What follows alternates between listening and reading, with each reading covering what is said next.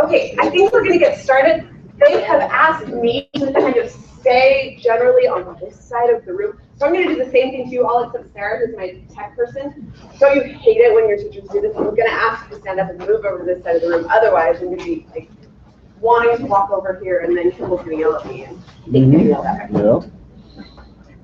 Thank you for doing that. Also, I have to tell you about your moving. I was just telling, Sarah is my aide, by the way, and she's fantastic and super helpful, and I appreciate having her here. I've also got a couple of I'm a TGL, and I've got some of my instructors and former instructors here, so thank you for being there in the training section. Apparently, I don't feel nervous, but apparently I was nervous about this because last night I was having a dream that I was giving a little presentation, like in somebody's living room or something, about like culinary customs in India or something like that, and it was totally bombing. Like, I forgot my PowerPoint at all. I didn't use any of my slides. I was reading off a piece of paper, and somebody next to me was going, "This is super boring, get it over with." And I cried, and it was terrible. So anyway, I'm anticipating that today will be a little smoother than that. Forgive me also, I should have printed out my stuff so that I could have paper in front and it'd be bigger, but my notes are all on my text, so forgive me if I carry this around while I speak to you. Okay, I want to talk to you today about office hours. Before I do, I just have a quick question. Who in this room holds dedicated live office hours? Okay, raise your hands good and high. Of those, who gets students attending regularly? Okay, saw a couple of hands going on. Thanks, that's what I want to know. Can I have that first slide? Oh, yes, this is top secret. Sorry, this is live office hours, your secret weapon. I'm going to tell you a little bit about my experience with office hours and why I feel like this is sort of an untapped resource. But first, can we hit the first slide? Does this describe anybody's office hours experience? We have to start with cat names, right? Because they're funny. Office hours sort of has like the reputation of being, dead time. Actually, go to the next one. The next one's funny too. This is, I think, how my students sometimes feel about office hours. And I think, or the last one, which is probably, that's probably the most common, right? That describe your experience. You have your office hours and you sit there and you're like, well, I guess this is a good time to get some grading done because, right, you'll get to show that. My experience with office hours as a brand new instructor, we'll just sit here on the slide for a little bit. As a brand new instructor years ago was kind of different. I had come from a traditional classroom background. I taught at BYU for a couple of years, and I loved interacting with my students in the classroom, outside the classroom. It was sort of, it was really all I knew how to do. So online instruction kind of baffled me, I'll be honest. I was excited to teach here, but I had no idea what I was doing. And office hours was sort of my lifeline. I figured this is the only thing I can think of to make connections with students in the way that I was accustomed to making connections with students. So my very first semester teaching, I decided I was going to hold office hours. I was going to, I don't know, teach a little lesson or something and see what happened, see if I could get to know my students better. And in that first semester, with a mix of a little bit of beginner's luck and a whole lot of ignorance, I actually had a fantastically successful office hours experience. On good weeks, I would have about 12 students attend. On bad weeks, I would have maybe 6 or 8 students attend all at the same time. I didn't know that this was unusual, that this was, really good, but it was fun. What then happened is what inevitably happens. I got busy. I picked up another course. I started working as a TGL. I didn't have time for office hours like I had, that first semester. And I dropped it. It was one of the first things to go when things got a little bit hairier. After, over the course of a few semesters, I started to feel like something was missing. I just wasn't connecting with my students in the way that I had been previously, and I wasn't quite sure what was wrong. Well, one of the things that I decided to do just really in this last semester, you're getting here kind of the results of an experiment. I decided to resurrect my old office hours, but with a more evaluative lens. I wanted to see not just if I could do it again, if it would work again, but what worked well, why it worked well, and what I could do to improve it. So this presentation really is a result of my own sort of self-evaluation, my research, between my own experience talking to other instructors and doing a bit of reading and research to figure out how office hours can be more useful, not just for us, obviously, but for our students, okay? All right. I'm going to divide this up kind of into three sections. I want to talk about the why of office hours, and that's sort of a little quick, lit review. I want to talk about the what, how to define office hours, or maybe how to change our definition of office hours so that it's more useful for us. And then we'll get into the fun part, which is where I hope I'll have you interact a little bit more, talk about nuts and bolts, what we can do to conduct effective office hours. I had a handout that I forgot to print out. I'm really sorry about that. It was basically my bibliography. It was the scholars, the studies, the researchers and organizations that I use to put a lot of this information together. If you want that, email me and I will send it to you. If not, you don't have to worry about it. So I am, what I looked at was kind of a narrow space in this discourse of online instruction and pedagogy, right? That talks very specifically about synchronous and asynchronous experiences, okay? Or elements, I guess you could say, to a class. What we do is very heavily asynchronous, right? Our discussion boards, grading, quizzes, things like that, which is okay. It's not about which is better between synchronous and asynchronous. It's about the strengths or the benefits and the limitations of each, okay? And according to these researchers that I worked with, oh, sorry, can you click? One more time. That's what we want. According to these researchers, the benefits of synchronous experiences come down to two big things. One of them I'm really excited because President Gilbert talked quite a bit about today, and I'm actually going to steal a little of what he said. So the first benefit is the one that we would think of pretty naturally, and that is community, right? The dropout rates, anybody know anything about dropout rates for online education programs? Well, I know from Western Governors, which is where I got my master's, it's 62%. Oh, no, ouch. Sorry, 38%. Unfinished. 38% finish? No. Oh, don't finish. Gotcha. And the only reason I know that number is because when I signed up for that, FAFSA sent me, do you really want to go there? That sounds about right. The national average that I looked at said something between 70 and 75% finish, yeah. Right? Which is 10 to 20% lower than traditional classroom programs. So it's a problem, and it's a problem that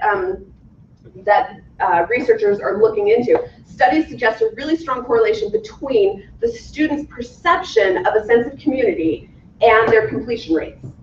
So they feel like they're part of a group, that there are other students experiencing this with them, that their instructor is aware of them, that sort of thing, that they have a higher chance of actually finishing. In fact, studies also suggest correlation between that feeling, that perception of a community, and achieved learning outcomes. So it's not just that they'll stay in their program and finish, it's that they'll do a better job in their program, right? So it's become, excuse me, it's kind of a given actually from the beginning of this research in online instruction to about now that that community enhances learning. Okay, we know that I'm a pathway instructor, for example. Are there any other pathway instructors in here? Good, lots of you. We know this because what do our students do every week? They gather, right? They go to a gathering. They actually participate in a physical community, and that's such a crucial part of Pathway. We're introducing them into education generally, and probably online education, but for starters, as an introduction to this experience, they have to feel like they're part of a group. I was really interested to hear President Gilbert say that they're talking about expanding that into all the other online programs. That's really exciting, and from my perspective, according to what I've been studying here, key. It's crucial that students feel like they're part of that. In fact, I took a picture of the quotation from President Eyring that President Gilbert used, It would be easy to look for ways to help learners learn alone using the wonders of technology. And there's a lot out there, right? There's a lot of tech that we could sort of shuffle up, yeah, and say independent study, go for it. But the same technology could give learners the experience of helping others they love to learn with them. The climbs to the places God would have us go are never for us alone. I love that idea. There's a spiritual component to this idea of community. Our secular researchers have tapped into it, but we know that there is something eternal about doing this together. Okay, so what does this have to do with synchronous experiences like office hours? It solves the problem of isolation. This is a quotation from one of the articles that I've been looking at. Isolation can be overcome by more continued contact, particularly synchronously, and becoming aware of themselves as a community rather than isolated individuals communicating with the computer. One of the responses that they get from students over and over who are participating in these online programs is that because these interactions are so heavily mediated, they lose facial expressions, they lose body language, they lose the tone of voice. They feel like they're interacting not with an instructor, but with the computer, okay? Which is not fulfilling in the same ways. What are the, so office hours, for example, is a way to give our students the interaction with a human that we're talking about. What are the elements of this community that scholars are talking about? They talk about it in several different terms. One scholar says it needs to be these three things. Content-related communication, so we're actually talking about the content of our courses. Task planning, talking about assignments and due dates and things like that. And social interaction. Is that a little bit important? It's huge. It's hugely important. Another scholar gives another list of three. Listen to this. We must, as online instructors, be present or seen. He says we actually have to be seen. Our interactions need to be immediate, and there needs to be a social component. Do you see that social comes up over and over? Here's a note on social interaction. What they found is that in asynchronous interactions online, in online education, 90% of those interactions tend to be course related.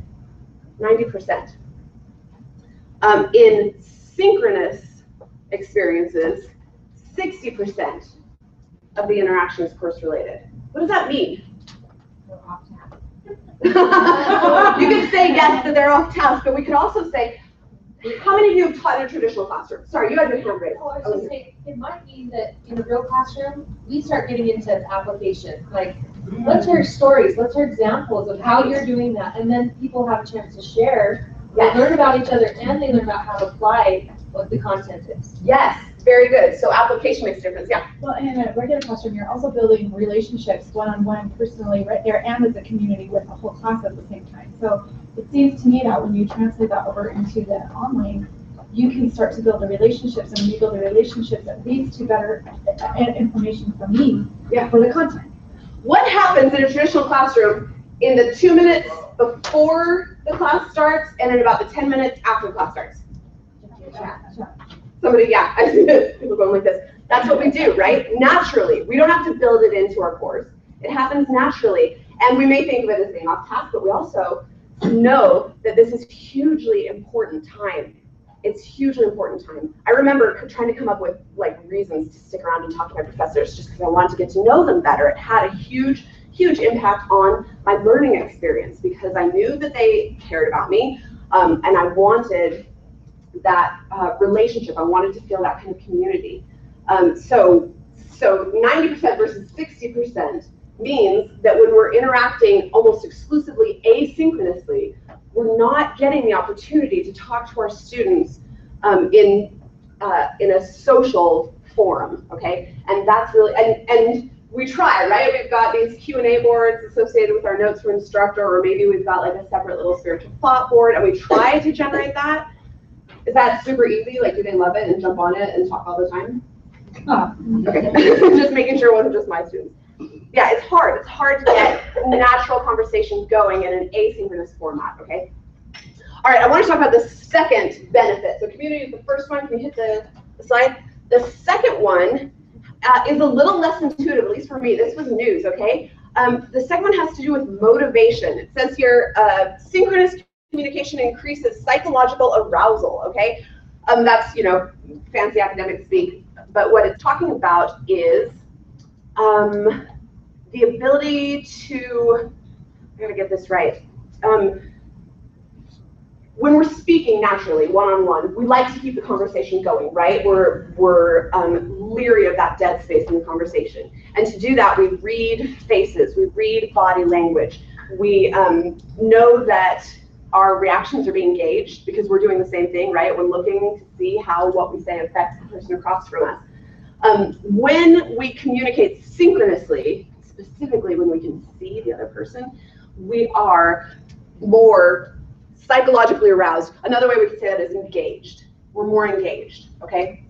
So students who have a chance to interact with other students and their instructor in real time with some visuals are more motivated to participate, to come prepared, right? Because they see and know that they're getting real-time responses, and more motivated to respond, okay? So synchronous communication increases student engagement. That's something, I'm a TGL, and this is something that comes up almost every semester. An instructor asks, how can I get my students more engaged? How can I help engage them better? This is one of the principles, okay? All right, let's go into the second, you can flip the slide. Let's go on to the what of office hours. So that's the why, you'll see why it's important. At the end, I'm actually gonna read you a couple of student evaluations of instructors who do these, and you'll see even more why. Okay, so what are office hours? Traditionally, what are office hours? Go ahead, you get to answer. Yeah? Professor's in his office with the door open, anybody can walk in and say anything you want. That's right. Hit the slide. Go ahead. What we think of as office hours is just sort of an open house, right? I'll be in my office from this time to this time, the door's open, come on in ever, okay? There's a problem with this model, and even in a traditional classroom sense, there's a problem with this model. It doesn't always work the way that we want it to. It implies that, well, first of all, we're waiting, right? It depends on the student's initiative. It depends on the student's convenience. It's optional, and it's passive, right? So let's think about changing what we think of as office hours. Can you hit it again? Okay, good. Do the names Paloff and Pratt ring a bell? They get quoted in the instructor handbook a little bit. One of the things that they point out in another article that they write is that online faculty are particularly responsible to create community in their courses, okay? They are more responsible for both the personal and the social aspects of their course. So we're not just responsible for content. And again, this is stuff that happens naturally in a traditional classroom, but in an online classroom, what they're arguing is that as instructors, we have to be sort of hyper aware of it and build it into our process, okay? So our efforts need to be active rather than passive. So we are going to have a new definition of office hours. Go ahead and hit it. Office hours now, this is how we're going to think of it from here on out, okay? Office hours are a scheduled gathering. That means not I'm going to be in my office from 2 to 3, or I'm going to be in Adobe Connect, or you can stop by anytime between this time. It means office hours start at 2 o'clock. I would love for you to be there at 2 o'clock. I'm going to be giving a presentation or whatever it is at 2 o'clock. All right, can you hit it? With a prepared message, that's the next part, because that's something that we don't usually associate with office hours, right? Usually it's just sort of come and ask questions and I respond. Instead, if we're taking an active approach to office hours instead of passive, we have a prepared message for our students. Now that might mean that we invite our whole class to come and we've got a little mini lesson, and we'll talk about that a little bit later. It might mean that we invite a small group of students who are struggling with a particular principle to come and we talk to them. It might mean that there's a group project going on and we invite a group to come and talk to us about it. It might mean that we invite an individual student to come and talk through an assignment or a draft. But in any case, what we have to say is planned and prepared, okay? So a scheduled gathering with a prepared message, delivered with your voice and your face. Ah, who uses the webcam on Adobe Connect? Like 2 of you, 3, okay. So I know that in like leadership meetings, we really like to use those little pictures that come with our profile, and we flash that up on the screen and we just use the audio because it's easier. And I'm probably in my pajamas, don't have makeup on anyway when I'm at that meeting, and you know what I mean? Mine freeze, and my students went, wow, at least that's a good look. You mean I'm frozen? No, I don't look that good, I'm not frozen. Yeah, it was kind of funny. Yeah, it is, and I live on a little island in the middle of Puget Sound, and I have like zero decent internet reception, so I do this, but you've been in on my meetings, sometimes it's a little glitchy, but it's important that they not only hear our voice where they can catch inflection, right? They can hear a little bit of our personality, the way we speak, our rhythms, our idioms, things like that, but also that they get to see our face, make use of that webcam. They need to be able to see the nonverbal cues that we're giving them. It's fantastic if you can get them to use their webcam as well. That works better, obviously, when it's one student or just a couple of students, and sometimes the tech is really obnoxious, but it's important. The scholars talk about presence and immediacy, and those are two things that tell me they need to see my face, here and then here. So if you were using a PowerPoint, do you think you also need to do webcam? It seems like that's sort of distracting. We'll talk about that too. We'll talk about multitasking. I actually don't use a whole lot of PowerPoints in my office hours, but that's a personal preference. And sometimes I'll use the webcam for part of the meeting, and then I'll turn it off for a different part. But I feel strongly that giving students the opportunity to see your face is just hugely important. And a lot of times, truthfully, that means that like at 6 o'clock on Tuesday night after dinner, but before I put my kids to bed, I'm in the bathroom putting on makeup. And it's obnoxious, but it's funny, yeah. We experimented with Google Hangouts in one of our meetings, and Yeah. how many students could you physically have on Google Hangouts and have it work? I am not an expert on Google Hangouts. Is anybody else able to answer that? Yeah. Webcam, I believe it's 10? Okay, thanks. Okay. I know, see, I say that, and then I say, ooh, it'd be cool to be able to see your students too. And I know it gets unwieldy when you're dealing with a lot of people. I don't actually typically, in my experience, I invite all my students to come to my office hours, and I don't usually have them engage their webcams. It's usually just me until afterwards. If people want to stick around afterwards, then I say, go ahead and turn on your mic and your webcam. I'll change your status, and you can. And again, we'll talk about all this stuff. But the other thing that I need to know right now is I'm talking primarily about Adobe Connect, mostly because it's the one that I know best. I know that there are other formats. Google Hangouts is one, Skype is another. There are other ways to do it, and maybe other ways that make it easier to see the rest of our students. So if you have any knowledge about that, I would love to hear it. But for my experience here, it's mostly Adobe Connect. Were you going to say something else there? No. Okay. Okay. Like an option. Yeah, I'm sorry. No, it's okay. All right. Okay, so this is going to be now the definition that we're working with: a scheduled gathering, a prepared message delivered with your face and voice. Okay. All right. What I wanted to do from here, and I forgot to set it up beforehand.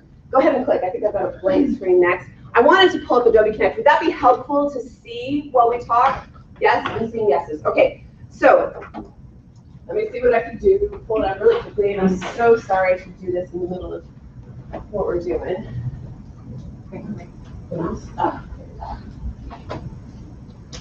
I can do it.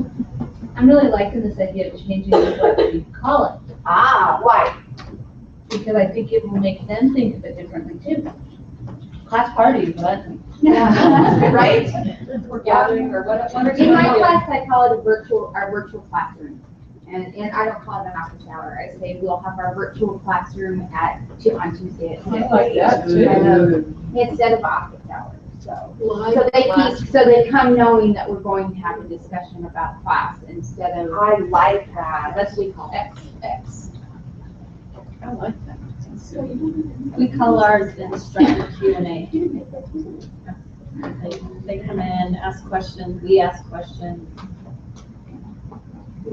For some reason, you guys, I can't get to my Adobe Connect like cold. I have to go, hit a link to do it, and I can't. For some reason, it won't open up where I need to be, and I'm really sorry about that. Casey? Yes. While you're pulling that up, I just wanted to, I work over in curriculum development. I just wanted to throw out, I want this to come across correctly. Okay. I don't wanna take away from anything you said. No, you can tell me I'm wrong. No, technically I have kids. technically speaking, we're not supposed to have any synchronous meeting with the students, like only one, you have to come to this, it has to be mandatory, you have to show up for this every week. Yes, I'm really glad you brought that up. I was going to mention this. Yeah. So anyway, but we can do really close, if we're willing to do it like, say, 3 times a week or that kind of thing, and you give them a choice of when they show up, ideally, it's better to do it at different times so that it's not always at 9 o'clock at night. You do a couple at 9 o'clock at night, and then maybe once 2 o'clock in the afternoon for somebody who lives in England or, that kind of stuff. So anyway, you'll want to be just a little bit sensitive about that, is all that. The way that the first couple semesters I did it, I offered 2 different times because I knew that.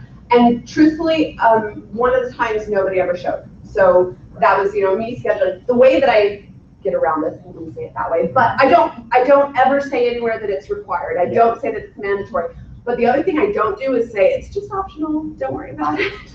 I talk about it as though it was something, and this is where we should probably jump into nuts and bolts because it looks like we're wanting to go that way. I talk about it as something that will improve their grade. It absolutely will help you. You will get a better essay score, for example. I teach English. Or this will help you understand this particular principle. I really encourage you to come. So I never say you're required to be there, your grade will suffer, but I also never say, if you can make it, or come to these optional office hours. Yeah. One way we've gotten around the hours problem is we record it. Yes. And then we also give them bonus points. They have a little quiz that they give them a bonus for. So we meet in the group. We have 4 instructors in our group. Right. We take turns. Anyway, and our attendance has increased dramatically since we started doing bonus points. Now in Pathway, we're not allowed to get bonus points, am I right? Yeah, we can't give extra credit. So be sure that you're checking with the supervisor to make sure that you can do that. And when we're giving bonus points, we're talking 2 points. Some of my students would fight for those 2 points, yeah. And what I found that's worked, I actually changed my hours from week to week, and I do it 3 times a week, different times, because I have a lot of international students. So I do different times, and I schedule it around myself because I'm like, this week, I can't do Tuesday night, but I can do this night. Okay. So I change my hours every week and post it, and it's actually, I have increased my students coming more than any other semester by changing it, so they have more options. I guess my default has always been I don't want to confuse them, so I just keep it the same time every week, and that helps. I've got little ones at home, so I have to kind of keep the schedule, but that's a good idea to kind of blow it up. Let me just really quickly, this is good, and I want to hear your ideas here, but I do want to structure this discussion a little bit. I want to talk about, we've got about 25 minutes here. I want to talk about what we can do before we hold these office hours, what we can do during to help our students, and then things that we can do afterwards, okay? Remembering that what we're going for here is the sense of community and motivation. Those are the 2 big things that we want to do for our students.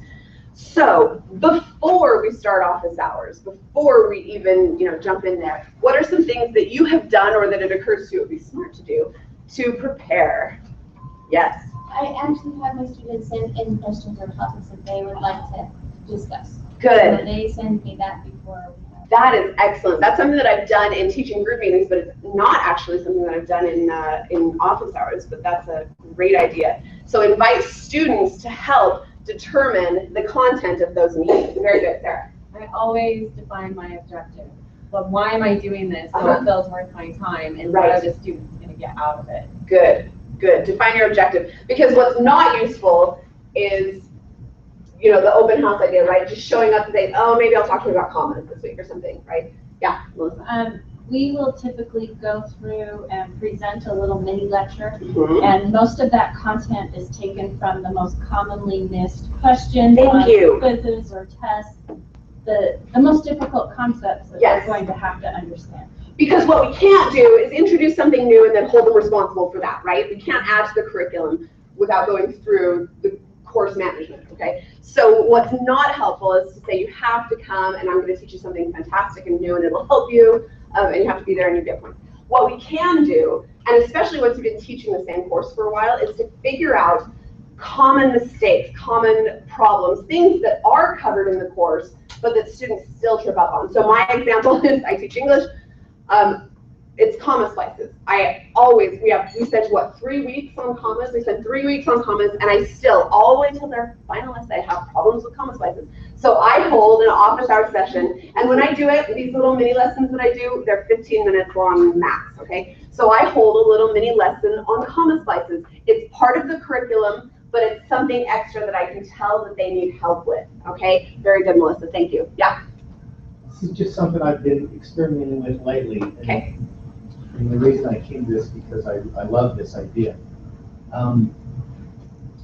I've been trying to use it as a place where they can teach one another. So rather than jump in and, start critiquing I teach art class. Okay. So rather than jump in and start critiquing their work, I'll give them a chance to say, okay, you guys tell me first what you see, is they're doing right, what's maybe not as effective.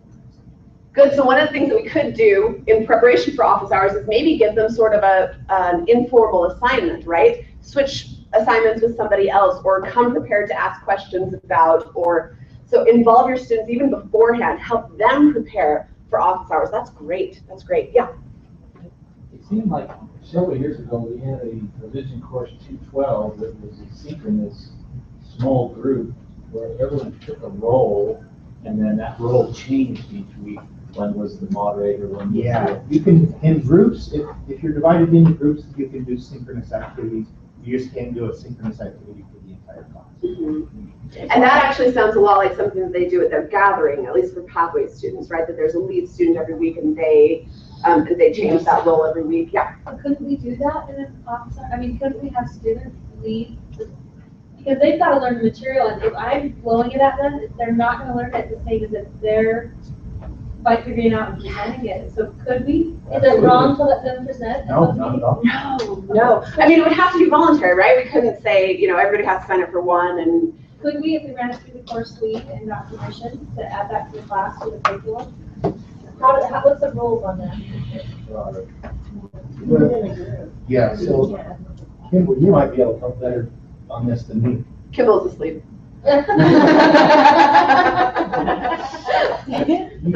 Groups can have synchronous activities.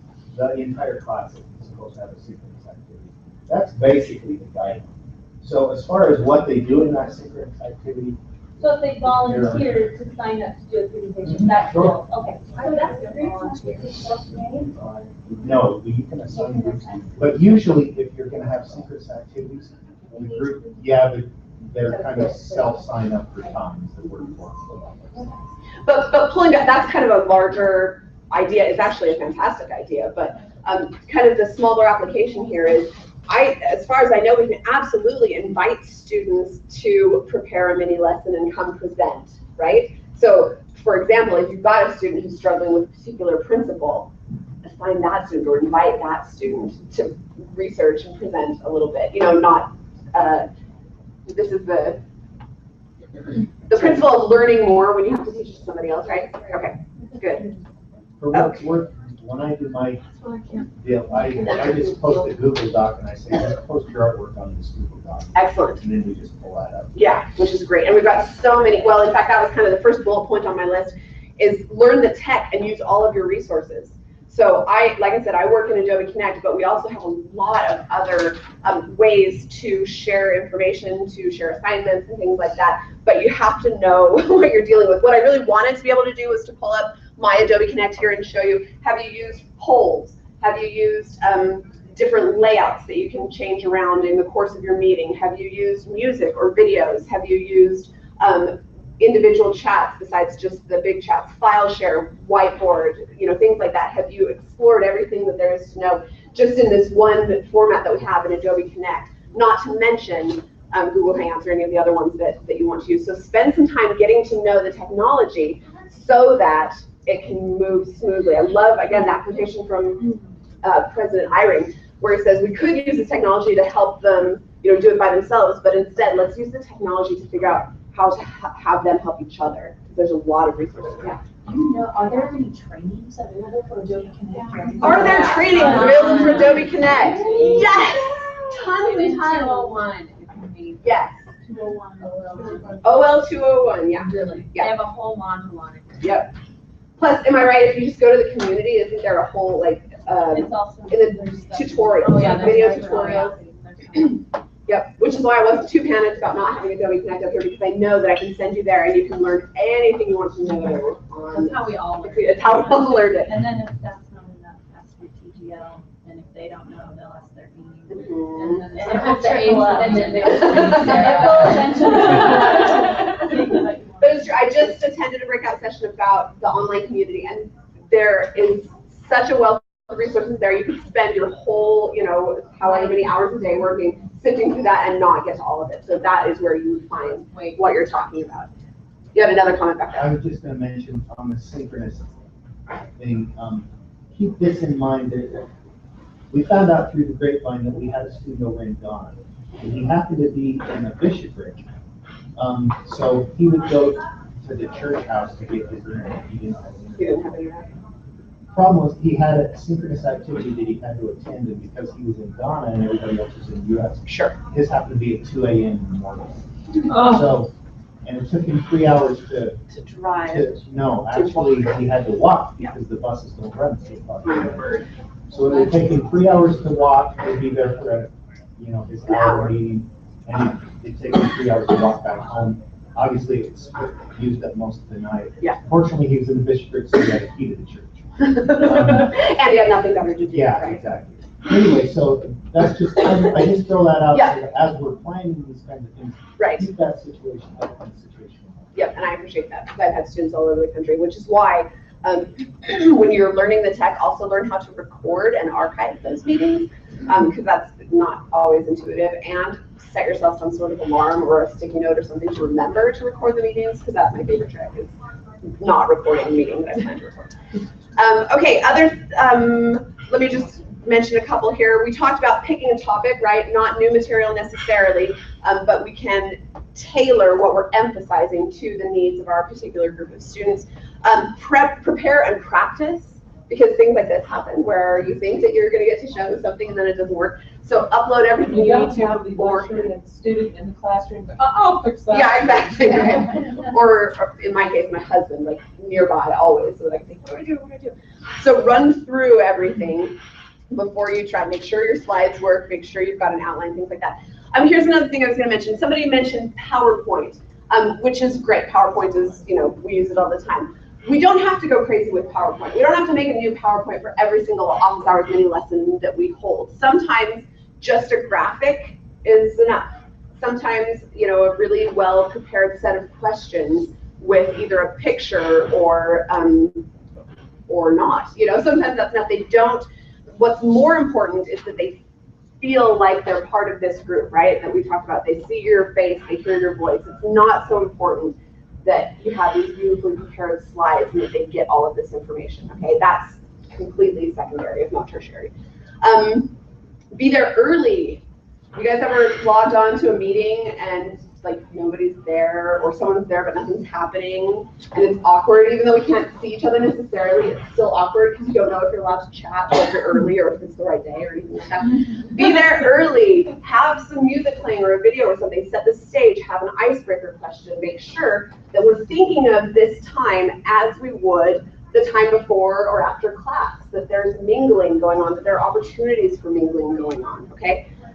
The other thing that I would highly recommend is advertise. Somebody asked me before we started here, any tips for getting students to come to this? No, the answer is no. I don't know how to get students to come. But what I do is that I advertise my office hours like crazy. I give it to them in the announcements that I send out on Monday. I send them a reminder the day of. I send them the link the day after. Like, they hear about office hours from me at least 3 times a week. I hold it every week and they hear about it at least 3 times a week, okay? Any other ideas for things that we can do before? Yeah. What I do if I'm wanting to have a really active office hour is at the beginning of the semester, I hold an open house where I'll do it like on 3 days that week at 3 different times, and I'll tell them, if at all possible, please sign up for a time. And I'm surprised, I'll usually get 2/3 to 3/4 of the class showing up on one of the rotations at some point. And then because they know how it works, they've been there, it's really just to get in there. I'll have polls for them to fill out. Because part of, I think, what keeps them away is that second cat, remember, drops class, like invited office hours and they drop class. They just don't know. They're scared. They're scared, they don't know what it looks like, how to get there, if they have to sign in, if they have to make an appointment. So just, this is the safe space. That's the whole objective. kind of breaking down that first barrier. So I really like the idea of it. I do a tour. I don't call it an office, open house. I call it a tour. Come take a tour of my virtual office. And I invite them at a specific time, and I show them all the features. I show them how to raise their hand or to applaud or to give a thumbs up or whatever, how to use the chat function, how to use all those things. In fact, I think I had that down as under the during office hours section. That during office hours, not only do we have to understand the tech, but we have to educate the students. We have to let them know how to navigate this space so that they feel comfortable in it, right?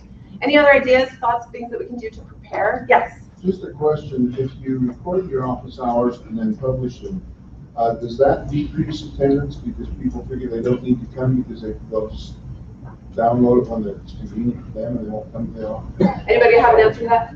I found that no. I think most who are gonna take the time to watch it would rather be there in Yep. person if they could. That's exactly what I found. The one semester that I was doing that, I found that it was actually downloaded most by people who had actually been there to review. Interesting. Almost every semester that I did it, I had a student say, I'm a young women's leader, I have to be at Mutual at the same time you're holding office hours, I can't be there. Every week I'm not gonna be able to be there. So either I would hold 2 or I would record it and send it around and she would watch it faithfully. So just as they said here, I think the students who are motivated to participate are gonna participate. Yep. Yeah. We offer some small extra credit. And so people are sometimes freaked out that they're not gonna get the extra credit in a scenario like that. Again, if you're allowed to do that, that's a great incentive. If you're a halfway student, plug your ears. Don't even listen. What we do is we just let them email me and then I'll bring up the PDF during the office hour and I'll run through it as if they were there. Oh, So they okay. can watch it and get the extra credit. Wow, very good, very good. Okay, things that we can do during. We talked about educating the students, kind of giving an open house or a tour.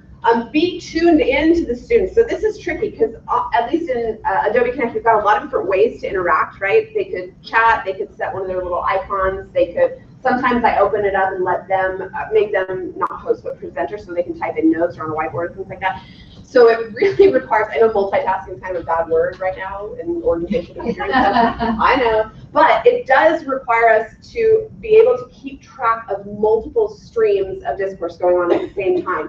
Is that hard for anybody besides me? One of you. It's hard for one of you. Come on. The reason is it's impossible for the rest of us. It's tricky, and to be totally honest, I'm better at it now after 4 semesters as a TGL than I was when I started doing it as an instructor. It's something that I think comes with practice, when you say so, Sarah. You get used to kind of keeping an eye on one thing or another. I really like what Melissa does, and I don't know how we would ever do that, but they have multiple instructors online at the same time, so one of them is in charge of monitoring the chat. One of them is giving a presentation, one of them is doing something else. So if you have the opportunity, wouldn't that be awesome to pair up with another instructor and do that? I think that's fantastic. Otherwise, hone those multitasking skills and be able to focus on your students in different ways. Yes? Going along with that, then when there's that random issue that comes up, one of us can pull out and Google and figure out the answer and then bring it back in. Yes. And, you know, and everybody's happy. And Because what I end up doing, I keep a notepad next to me, and a student will ask a question. I do this in my meetings all the time. They'll ask a question, I'll say, I don't know the answer to that, I'm writing it down. I'm writing it down right now. And then I go after the meeting's over and I look it up and send it around. So yeah, awesome idea. What they're doing is an interesting thing to consider, I think, even for teaching groups. There's a lot of people that teach similar subjects. And if you guys are wanting to do this, but you're worried that you might not be able to do it, I mean, I'm motivated. Like, to sit here and think, is there another English 106 instructor that would be willing to host office hours at the same time as me? And you could use her office, my office, and hold it together. we found real synergy, you know, like having 20 students there is way more exciting than 5. Yeah. Yep. That's really neat. It is neat. It's a great idea. It's something that I hope that we get to do a little bit more of. Just a couple other principles, because these are things that come from people who are smarter than me. Prompt interaction every 3 to 5 minutes. If your students go 5 minutes without having to answer a question or raise their hand or do something like that, they will tune out, right? 5 minutes tops. I try and keep my office hours to 15 minutes, so I know that I have to ask at least 2 questions. But I do a lot of sort of social chatting at the beginning anyway. Be aware of learning styles. We have the opportunity to provide kind of multiple access points for students. Some may process information better if they see it. Some respond really well to a video. Some are good when they hear it. Some really need to see text spelled out in bullet points and things like that. And something like Adobe Connect gives us the opportunity to do work kind of on multiple levels there. So be sure that you're giving them the opportunity to access this information in multiple ways. Keep it short. Like I said, 15 minutes is kind of my magic number. That doesn't come from anything besides, that's what I've been doing. But inevitably I end up staying online for almost my full office hour because I'll have my presentation. I'll, chat with them for 5 minutes at the beginning, have my presentation that goes another 15 minutes, and then people stick around and want to ask questions. So if the information that we give is short, then they'll have more time to stay and talk. Do you tell your students it's going to be 15 Yep. minutes? I think that probably. Yep, I do. When I advertise, I tell, in fact, thanks, because you reminded me of something else that I do beforehand and forgot to mention. I tell them that it's going to be 15 minutes. I tell them exactly what time I'm going to start. I tell them it's going to be short. Just tune in for 15 minutes and stick around if you want to ask questions. I also have a catchy title. I tell them the topic of every single office hours. I don't just say, come, it's going to be helpful. I say, we're going to be talking about citing sources. You want to come and learn how to cite sources. So I give them a heads up on what we will be talking about. Thanks for mentioning that, Jennifer. I appreciate it. And then we've already talked about recording it and making that recording available. Anything else you guys can think of for during the office hours to make it more effective? I just have a quick question. Obviously, well, I assume others have had the same situation where I, got onto Adobe Connect and waited for people to show up. And, obviously what you're talking about is a lot more dynamic, so I'm expecting that wouldn't happen nearly as often. But do you, if that does happen, do you basically say, if I haven't seen anybody by 12:15, then I've done it 2 different ways, and you'll be able to tell which was like my enthusiastic early, teacher one, and which is probably what I do now. Early on, I would actually give my presentation anyway and record it and make it available to them. I did that a couple of times.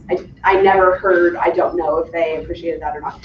What I've been doing now, such like the mean mom of me, I will email them the next, or when I would normally send out the recording, what I do is say, well, nobody showed up for office hours, so we didn't hold it this week. Hope to see you next week.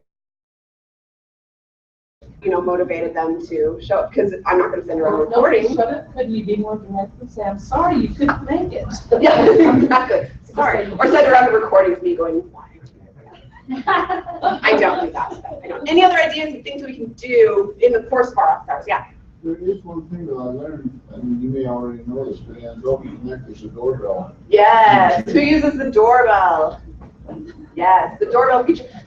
That's more helpful, I found, when I'm doing sort of the open house kind of thing. Like, what I've done is to tell students, I will be giving a mini lesson from this time to this time. I will be in my office until this time. So after I'm done and everybody leaves, sometimes I'll leave it open with a little doorbell on so that anyone can show up who couldn't make it earlier. Yeah, the doorbell is a helpful function. Yes. Well, this may not be that important, but yesterday, we did some teaching group leader activities where we were like really interactive team building, like we did the ropes course. Yes. So fun. Are there any fun virtual team building activities we can do with our students, and what are everyone's ideas? Because I love it. I'm sorry, we've got 2 minutes left of class, and I wish we could have that conversation. I would love to. In fact, yeah, let's have, will you post that in the community? Because I would love to participate in that. I'm going to second something that I heard in the session before. I use Pinterest like crazy. And so if I find like online icebreakers or online getting to know you games, things like that, I'll post it in my little English 106, or pin it, sorry, to my board. But that's something that I've been looking into a lot, ways to help students sort of open up and have those activities. Let me mention just a couple more things really quickly. After the office hours session, we already talked about recording it, sending around and recording. I find it really important, as much as I sort of front load it and talk about it ahead of time, to talk about it after the fact. I try and dovetail with the asynchronous elements of my course, okay? So I'll mention it in the class announcements or in my notes from the instructor. Sometimes I'll send along links to recording in assignment feedback, like something that I've been having trouble with, and I say, hey, we talked about this in this office hours, here's the link, and watch it. So make sure on both ends that you're calling attention to what you're doing. Also be sure that you follow up on assignments. If students ask questions that you didn't have a response to, or if they gave requests for topics, we talked about this, that you follow up on things that your students particularly requested, okay? I'm so sorry, you guys. I should have gauged this a little bit better. I knew that you had more to contribute. But I want to read you just a handful of things that students have said about office hours, not mine, other people's.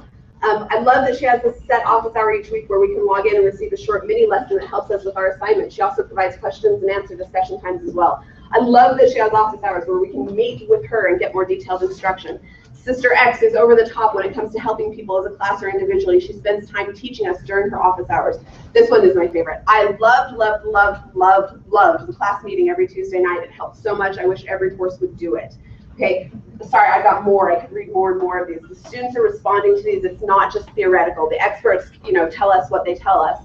But when it comes down to it, it's the student's experience that really makes the difference. I think I've got one more slide. Oh, I've got some review slides. We don't have to go over those. Skip through them. Sorry. No problem. I love Practicing that space bar. Oh, it's gonna go away. Darn it. Go. Can you scroll down because there's one quotation that I wanted to read. Is it gonna let you do it? Just hit refresh. It's a quotation, I believe, from President Eyring that I found. You're amazing, Sarah. Thank you. No problem. Should be just the very last slide. Sorry, I'm used to my It's okay. I know. Oh, I'm used to a trackpad, so I have trouble with that. Here. Okay, this is something. Oh, it's Elder Bednar, back when he was President Bednar, right? New technologies. Think of office hours when you hear these things, okay? New technologies, innovative pedagogies, more sophisticated students are challenging us to rethink and reevaluate many of our most fundamental assumptions about the process of learning and teaching. I had some pretty fundamental assumptions about office hours, right? And I'm rethinking that. We have an ever-increasing responsibility to use the resources of this great campus to assist in the building of the kingdom of God in all of the world. Again, just to sort of echo what President Gilbert said, this is not exclusively about me communicating how to avoid homicides to my students. That our efforts here need to be centered on building the kingdom of God, and we've got all kinds of different resources and ways that we can reach out to students to help them feel like they're not in this alone, that they're part of the community, and to help motivate them to participate and really take ownership of their learning. I'm excited about this, I'm hopeful about this, and I feel like my little effort at office hours, right, meeting with students for 15 minutes a week is part of a fulfillment of what the founders and the presidents of the university and the influential people who have been talking about this are talking about, that this is my little contribution to building the kingdom and building up my students. Thank you so much for coming. Sorry we're over time. If you want my bibliography, please email me. I'm happy to send it out. There's some really fantastic articles and good references. Thank you. Just a reminder, lunch is just downstairs. So head back down the main stairs. It'll be about there. Good job.